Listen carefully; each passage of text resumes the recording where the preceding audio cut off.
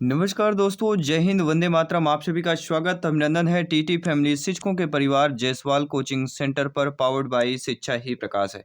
दोस्तों, आज की क्लास में हम बात करने वाले हैं आपके एमएसटीटी यानी एमपी टेट एग्जाम की बात करेंगे।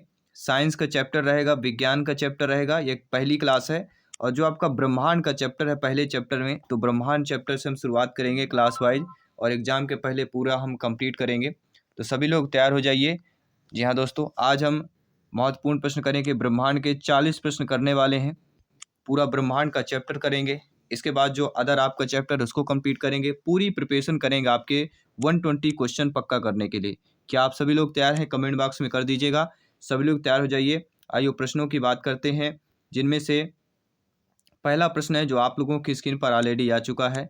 प्रश्न पूछा जा रहा है कि सौर प्रणाली की खोज किसने की थी। पहला प्रश्न है गैलीलियो, जे.एल. बेयर्ड की बात करेंगे, कोपरनिकस की बात करेंगे, या केपलर की बात करेंगे। तो सौर प्रणाली की खोज किसने की थी? आप सभी लोग जानते हैं, कोपरनिकस। जी हाँ, सी वाला ऑप्शन सही हो जाएगा।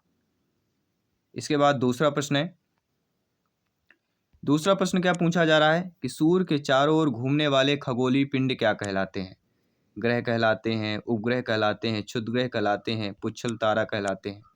तो सूर्य के चारों ओर घूमने वाले जो खगोलीय पिंड होते हैं वह हमारे क्या कहलाते हैं? ग्रह कहलाते हैं। इसके बाद आपका अगला प्रश्न है कि किसी ग्रह के चारों ओर परिक्रमा करने वाले छोटे आकाशीय पिंड को क्या कहते हैं? ग्रह कहते हैं, उपग्रह कहते हैं, क्षुद्रग्रह कहते हैं, सौर तारा कहते हैं। तो किसी ग्रह के चारों परिक्रमा करने वाले छोटे जो आकाशीय पिंड होते हैं उनको क्या कहा जाता है? सभी जानते हैं लगभग। सभी कमेंट करके बताइए। जी हाँ दोस्तों, राइट ऑप्शन आ चुका है, और वह हमारा कहलाता उपग्रह। जी हाँ, किसी ग्रह के चारों ओर परिक्रमा करने वाले जो छोटे आकाशीय पिंड होते हैं वह हमारा होता है उपग्रह। इसके बाद अगला प्रश्न है, ग्रहों की गति का नियम किसने प्रतिपादित किया? न्यूटन, केपलर, कोपरनिकस या गैलीलियो। तो ग्रहों की गति का नियम जो है आपके किसने प्रतिपादित किया था? तो हम बात करेंगे केपलर। जी हाँ, किसकी बात करेंगे? केपलर। सेकंड ऑप्शन सही हो जाएगा। इसके बाद अगला प्रश्न है, सौर मंडल के कुल कितने ग्रह हैं? 8 ग्रह हैं, 9 ग्रह हैं, 10 ग्रह हैं, 11 ग्रह हैं।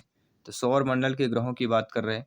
तो अंतर्राष्ट्रीय खगोलीय संघ के अनुसार हमारे सौर मंडल में टोटल आपके 8 ग्रह हैं। तो यहाँ पे जो पहला ऑप्शन दिया गया है वह हमारा सही हो जाएगा। अगला प्रश्न दिया गया है कि सूर्य से बढ़ती हुई दूरी के अनुसार ग्रहों का निम्न में से कौन सा क्रम सही है?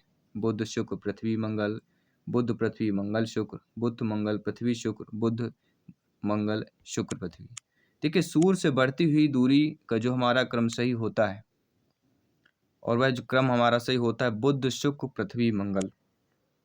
जी हाँ, बुध, शुक्र, पृथ्वी, मंगल। तो ये हमारा जो पहला ऑप्शन दिया गया है वह हमारा सही हो जाएगा। बुध, शुक्र, पृथ्वी, मंगल।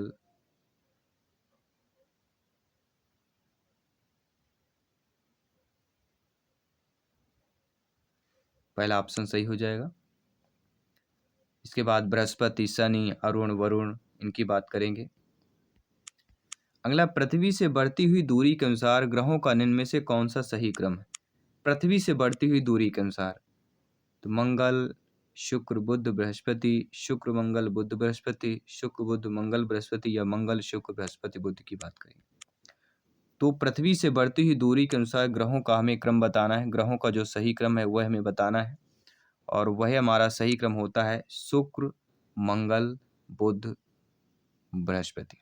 जी हाँ, कौन सा होता है? शुक्र, मंगल, बुध और बृहस्पति। इसके बाद शनि, अरुण और वरुण होते हैं।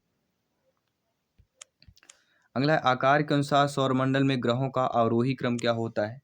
तो आकार के अनुसार देखा जाए सौरमंडल के ग्रहों में जो अवरोही क्रम हो जाता है आकार के अनुसार, तो पहला होता है, सबसे बड़ा हमारा बृहस्पति होता है। ठीक है, बृहस्पति होने के साथ साथ शनि, अरुण, वरुण, पृथ्वी, शुक्र, मंगल, बुध। तो हमारा जो पहला ऑप्शन दिया गया देखिए, बृहस्पति, शनि, अरुण, वरुण, पृथ्वी, शुक्र, मंगल और अंतिम में बुध आता है। तो ये हमारा आकार के अनुसार सौरमंडल में ग्रहों का आरोही क्रम दिया गया है। किसी भी प्रश्न पर डाउट है बेफिक्र आप लोग कमेंट कर सकते हैं। जयसवाल सर आप सभी का अभिनंदन स्वागत कर रहे हैं। निम्नलिखित में से कौन जो है सौरमंडल का भाग नहीं? देखिए हम सभी लोग जानते हैं कि क्षुद्र ग्रह, धूमकेतु ग्रह ये तीनों सौरमंडल के भाग है, लेकिन आपकी निहारिका जो है सौरमंडल की भाग नहीं है। इसलिए according to question D option आपका सही हो जाएगा। इसके बाद अगला प्रश्न है, सूर्य के चारों ओर चक्कर लगाते समय ग्रहों का वेग क्या होता है? नियत रहता है, अधिकतम होता है जब सूर्य के समीप होता है, अधिकतम होता है जब सूर्य से दूर होता है, या कुछ नजर ही नहीं आता है। तो सूर्य के चारों ओर चक्कर लगाते जो ग्रहों का वेग होता है वह क्या होता है? तो ग्रहों का वेग जो है आपका अधिकतम होता है जब सूर्य के समीप होता है। अधिकतम होता है जब सूर्य के समीप होता है, क्योंकि सूर्य दीर्घवृत्तीय कक्षा के केंद्र पर नहीं है और ग्रह जब सूर्य के चक्कर लगाते हैं तो कभी सूर्य की तरफ करीब चले जाते हैं तो कभी उससे दूर चले जाते हैं। वह स्थान जहां ग्रह से सूर्य सबसे नजदीक होता है उपसौर कहलाता है। जब ग्रह से परे सबसे दूर होता है तो अपसौर, नजदीक में उपसौर कहलाता है और जब दूर होता है तो अपसौर कहलाता है। तो उप और अप ये दोनों चीजें समझ लीजिएगा। अगला, अंतरिक्ष में कुल कितने तारामंडल हैं? तो अंतरिक्ष में आपके जो तारामंडल हो जाते हैं 89, सी वाला ऑप्शन सही हो जाएगा। अगला प्रश्न है, निक्स ओलंपिया कोलंपस पर्वत किस ग्रह पर स्थित है? बुध ग्रह, शुक्र ग्रह, पृथ्वी या मंगल ग्रह? किसकी बात करेंगे? निक्स ओलंपिया कोलंपस पर्वत किस ग्रह पर स्थित है? और वह आपका हो जाता है मंगल ग्रह। जी हाँ दोस्तों, मंगल ग्रह पर स्थित है। अगला कि पार्थिव ग्रहों की संख्या कितनी है? पार्थिव ग्रह, जी हाँ, पार्थिव ग्रह देखिए चार जो है पार्थिव ग्रह होते हैं। पहला होता है बुध, इसके बाद होता है शुक्र, बुध शुक्र, इसके बाद होता है पृथ्वी और होता है मंगल। ये चार हमारे पार्थिव ग्रह कहलाते हैं क्योंकि ये पृथ्वी के समान होते हैं। और बृहस्पति या बाह्य ग्रह कौन से कहलाते हैं? बृहस्पति, शनि, अरुण, वरुण, ये या बह या बाह्य ग्रह कहलाते हैं। तो दोनों चीजों को समझ लेना, आंतरिक और बाह्य ग्रह दोनों चीजें समझ लेना है। अगला प्रश्न है, निम्नलिखित में से कौन सा पार्थिव ग्रह नहीं है? तो अभी हमने क्या बताया? बुध, शुक्र, पृथ्वी, मंगल। तो हमारा जो शनि दिया गया है, क्या दिया गया है? शनि।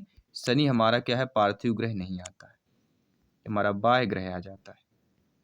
और बाह्य ग्रह या बृहस्पति सदस्य ग्रहों की संख्या कितनी होती है? ये भी 4 होती है, जो हमने आपको ऑलरेडी बता दिया है। ठीक है, कौन कौन से होती है? बृहस्पति, शनि, अरुण और वरुण।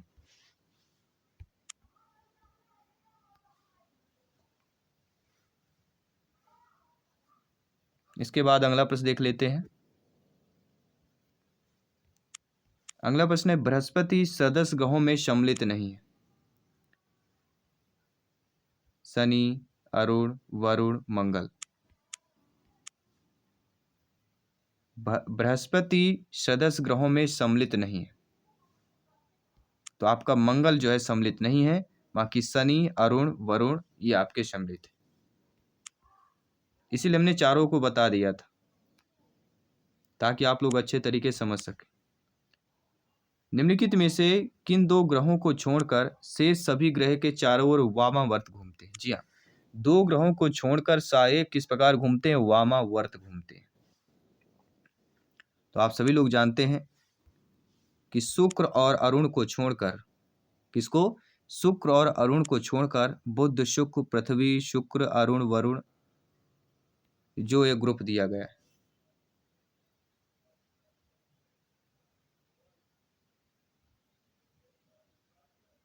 तो यहाँ पे जो डी ऑप्शन दिया गया है अकॉर्डिंग टू क्वेश्चन हमारा सही हो जाएगा। अगला प्रश्न है, सौर मंडल का जन्मदाता किसे कहा जाता है? सूर्य को, पृथ्वी को, बृहस्पति को, शनि को। तो सौर मंडल का जन्मदाता किसे कहा जाता है? सौर मंडल का जन्मदाता सूर्य को कहा जाता है, सन ऑफ सनलाइट।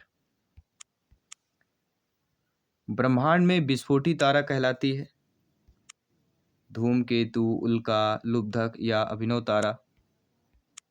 तो ब्रह्मांड में जो विस्फोटी तारा कहलाती है, जी हाँ, ब्रह्मांड में जो आपका विस्फोटी तारा होता है वह आपका अभिनव तारा कहलाता है। कौन सा हो जाता है?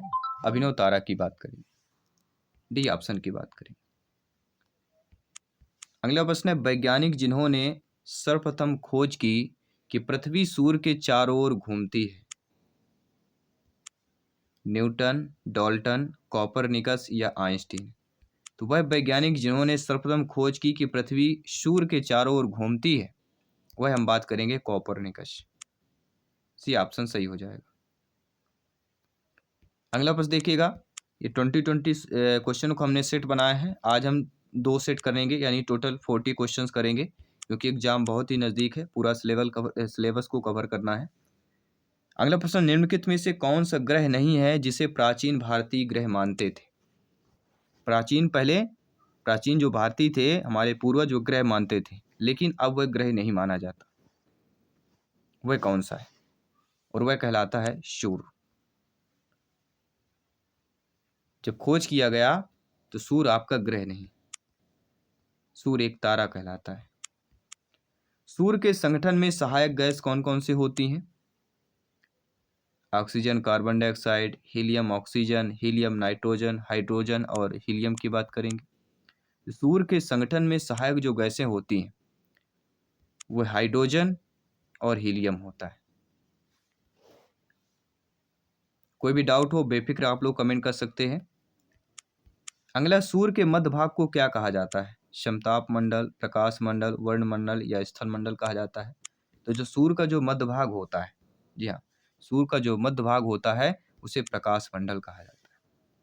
सूर्य के वर्णमंडल के परे के भाग को किरीट या कोरोना कहते हैं। पूर्ण सूर्य ग्रहण के समय वह श्वेत वर्ण का होता है और श्वेत डालिया के पुष्प के सदृश सुंदर लगता है। किरीट अत्यंत विस्तृत प्रदेश है जो प्रकाश मंडल के ऊपर उसकी ऊंचाई सूर्य के व्यास की कई गुना होती है। सूर्य के ऊपर के भाग को क्या कहा जाता है? अधोमंडल, प्रकाश मंडल, वर्ण मंडल, समताप मंडल। तो प्रकाश मंडल तो मध्य भाग को कहा जाता है। तो सूर्य का जो ऊपरी भाग होता है उसको क्या कहा जाता है? उसे कहा जाता है वर्ण मंडल। अगला प्रश्न है कि सूर्य सदैव पूर्व में निकलता है क्योंकि? इसका रीजन क्या है? हम अक्सर पृथ्वीवासी देखते हैं सूर्य हमेशा हमारे पूर्व पे निकलता है। पृथ्वी पश्चिम पूर्व की ओर घूमती है, पृथ्वी पूर्व से पश्चिम की ओर घूमती है, यह पूर्व में स्थित है, या इनमें से सभी। तो सूर्य सदैव पूर्व में ही निकलता है, इसका रीजन क्या है? और इसका रीजन है कि पृथ्वी जो है पश्चिम से पूर्व की ओर घूमती है। इसका रीजन सबसे बेस्ट है।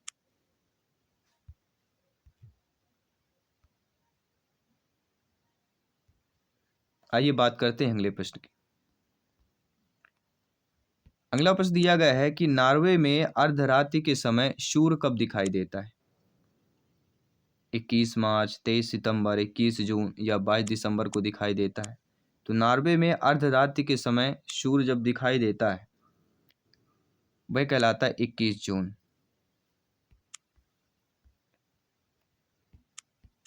एक ग्रह की अपने कक्ष में सूर्य के अधिकतम दूरी को क्या कहते हैं? तो एक ग्रह की अपने कक्ष में सूर्य से अधिकतम दूरी को जो कहा जाता है, उपसौर, अपसौर, अपोजी, पेरजी। हमने बताया था 2 चीजें, एक बताया था आपको उपसौर, पहले से बता दिया था, और एक बताया था आपको अपसौर। उपसौर और अपसौर दोनों चीजें बताया था। तो एक ग्रह अपने कक्ष सूर्य से अधिकतम दूरी अगर होता है, जब दूरी की बात की जाती है तो अपसौर का नाम आता है, जब नजदीक की बात की जाती है तो उपसौर का नाम आता है। यहाँ पर सूर्य से अधिकतम दूरी की बात कर रहे हैं तो यहाँ पे आपका जाएगा अपसौर। इसी के साथ ही अगला प्रश्न है कि एक ग्रह की अपने कक्ष में सूर्य से न्यूनतम दूरी को क्या कहते हैं? तो अधिकतम को अपसौर कहते हैं और न्यूनतम को उपसौर कहते हैं। तो यहाँ पे अकॉर्डिंग टू क्वेश्चन हमारा उपसौर वाला ऑप्शन सही हो जाएगा। इसके बाद अगला प्रश्न है कि निम्नलिखित में से किनके बीच औसत दूरी को खगोलीय एकक कहा जाता है? पृथ्वी तथा सूर्य, पृथ्वी तथा चंद्रमा, बृहस्पति तथा सूर्य, प्लूटो तथा सूर्य की बात करेंगे। तो निम्नलिखित में से किनके बीच औसत दूरी को खगोलीय एकक कहा जाता है? और वह कहलाता है पृथ्वी तथा सूर्य। पहला ऑप्शन सही हो जाए। खगोलीय इकाई एयू या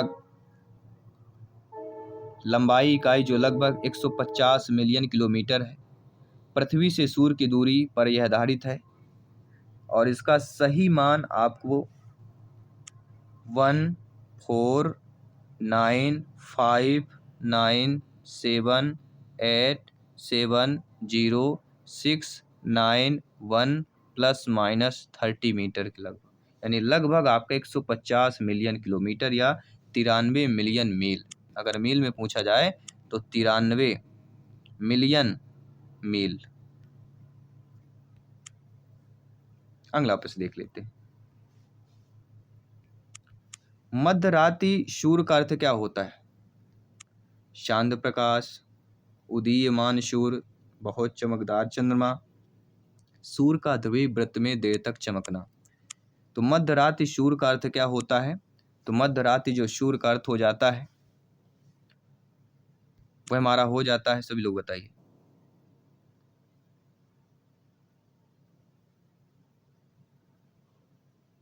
मध्यरात्रि सूर्य का अर्थ क्या होता है?